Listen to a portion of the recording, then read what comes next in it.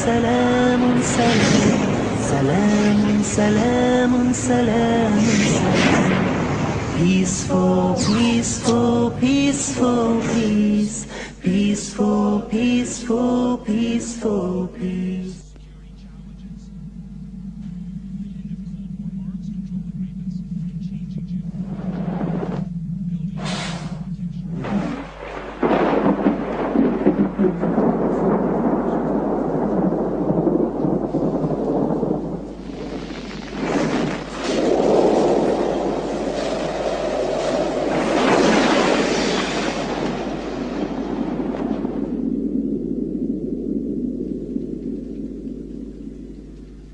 For the believer, we think, win, win.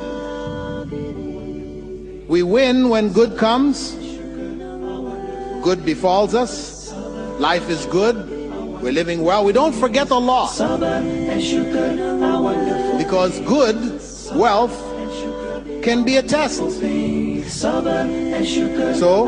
we don't forget Allah, we remember Allah. In fact, remembering Allah in times of ease and success is far more difficult than remembering Allah in times of difficulty. Sabr and shukr are wonderful things. Sabr and shukr are wonderful things. Sabr and shukr are wonderful things. Sabr and shukr are wonderful things. Sabr and shukr are wonderful things. Sabr and shukr are wonderful things. Sabr and shukr are wonderful things. Sabr and shukr are wonderful things. Sabr and shukr are wonderful things. Sabr and shukr are wonderful things. Sabr and shukr are wonderful things. Sabr and shukr are wonderful things. Sabr and shukr are wonderful things. Assalamu alaikum wa rahmatullahi wa barakatuh. I welcome you all to this evening's lecture by Dr. Abu Amina Bilal Phillips. We are fortunate to have him here, and he will be speaking on the topic, Think Win-Win Motto of a Believer. I request Dr. Bilal Phillips to deliver his speech, inshallah. Alhamdulillahi Rabbil Alameen, wassalatu wassalam ala Rasulil Kareem, wa ala ali wa ashabi, wa man istanna bi sunnati ila yawmiddin. All praise is due to Allah, and may Allah's peace and blessings be on the last Prophet Muhammad sallallahu alayhi wasallam, and on all those who follow the path of righteousness until the last day. Our topic this evening, Think Win-Win, motto of the believer. The principle of Think Win-Win is taken from the 7 habits of highly effective people, written by Stephen J. Covey. Habit number 4. However, his perspective was in looking at interpersonal relationships, how we deal with people. Whereas what I am looking at is the Islamic philosophy on human interaction with the world around us. It includes people, as well as the events in our lives, the circumstances in which we are born, etc. And it's all inclusive, not restricted only to interpersonal relationships. But before going to look at that principle, win-win for the believer, let us look at the philosophy of the disbeliever, which will help us to understand more clearly the win-win philosophy of the believer. As we know in our declaration of faith, we say, La ilaha illallah. We deny the falsehood first of the false worshipping of false gods, and then we establish the worship of the true God. So let us look at the philosophy of the disbelievers with regards to life in general. We find that their philosophy is win-lose. The philosophy of the disbelievers with regards to their relationship to the world around them is one of win-lose. What do I mean? good luck, bad luck. Win, lose is equivalent to good luck, bad luck. Meaning, they say, if I have good luck, then I win. If I have bad luck, then I lose. That's their philosophy and life.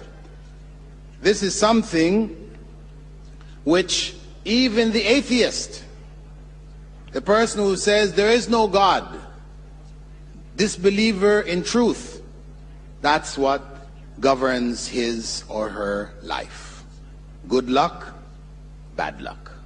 So what you find is that the disbelievers spend most of their lives in a quest for what will ensure for them good luck and prevent bad luck from happening to them. That becomes a very important part of their lives. And what you find in the West, where I come from, 7 is a good luck number. So they'll try to do things around 7. 4, if you have what is called a 4-leaf clover. It's a plant. Normally it has 3 leaves on the stalk. But if you find one with 4, good luck. It's a sign of good luck. So people will get those and they will put them inside of little plastic capsules and they wear them on their wrist or around the neck, whatever. It's for good luck. Right?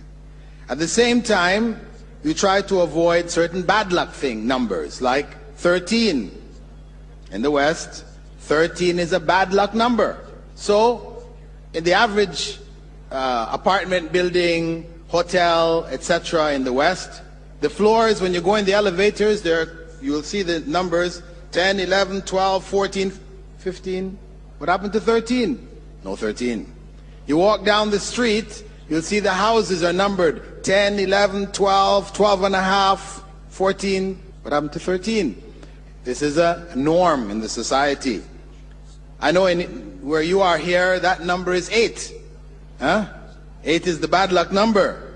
If your license plate adds up to 17, for example, which means 1 plus 7, that equals 8. Not a good number. It lowers the value of your car, right? Bad luck. Also, you have widows. If a widow comes in your presence, it's bad luck. You don't want to have widows around you. Dead bodies. The dead body crosses you when you're leaving your home. Oh, bad day. Firewood. Also the dobi.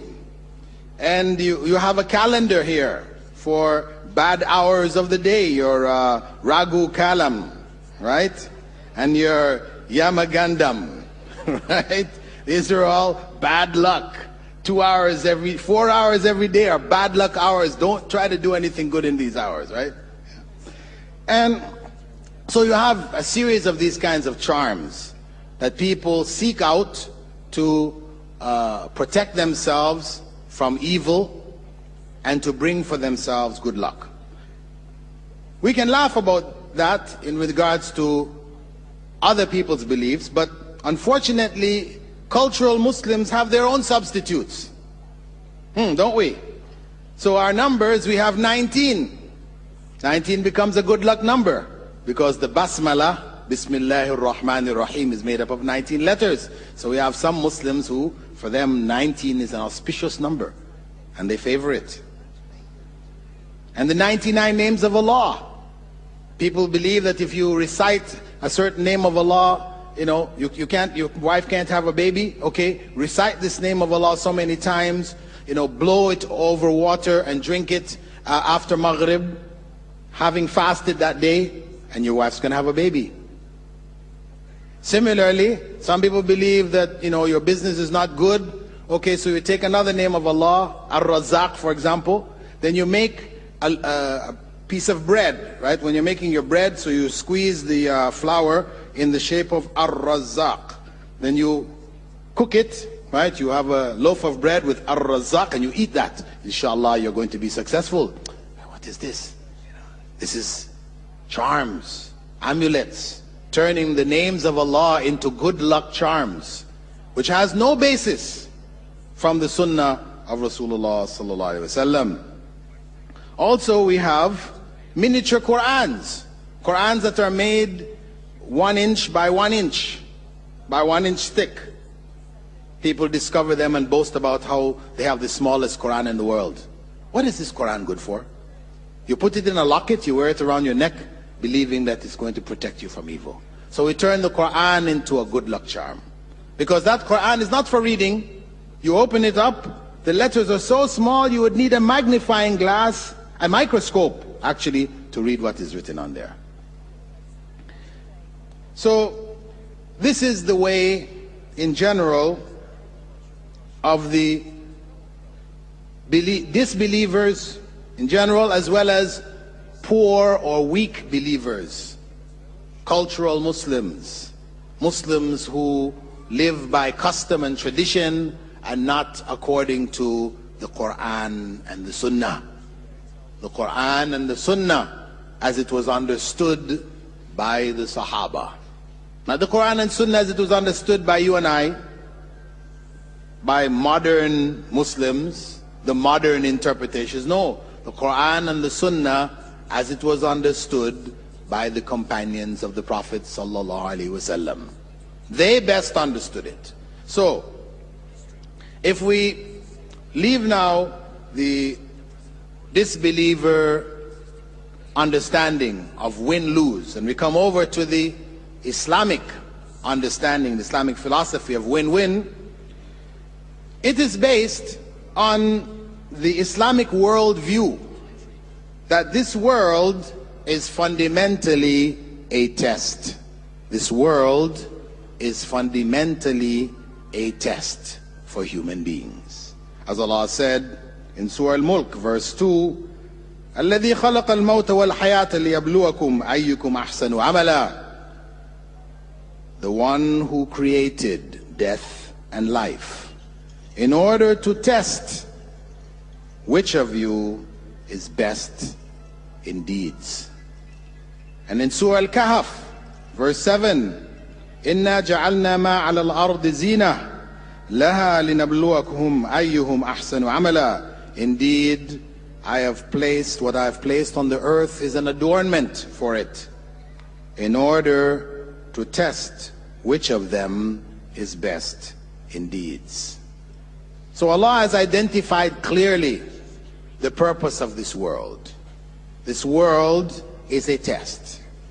Not a test for Allah to find out which of us is best in deeds, because it's something He already knew.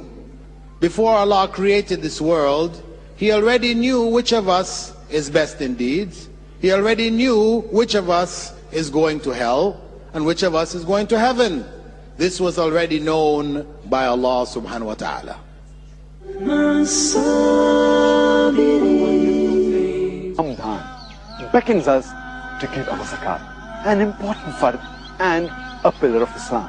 Several fatwas of distinguished scholars of Islam worldwide state that zakat can be given to support a non-profit Islamic satellite channel whose aim is to spread the truth of Islam.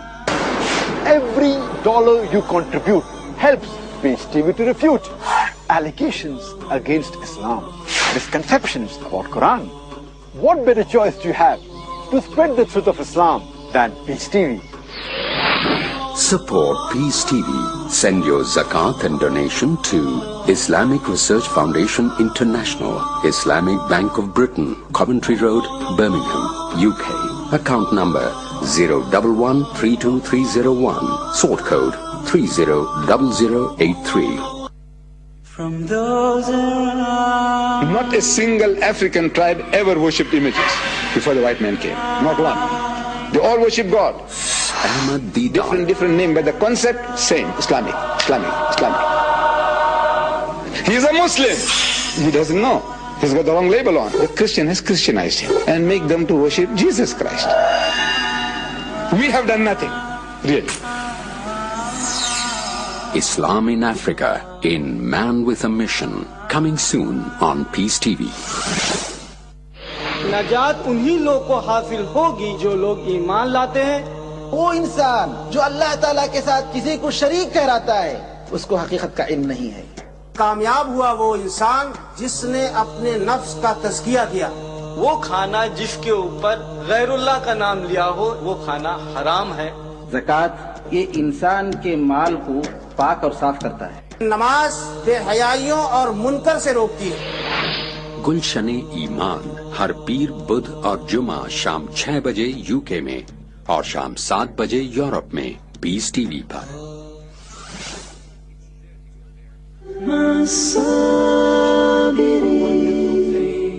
So, this test, though the verse says, in order that he would try you or to test them, which of them is best in deeds, it is really to confirm his supreme justice and his grace.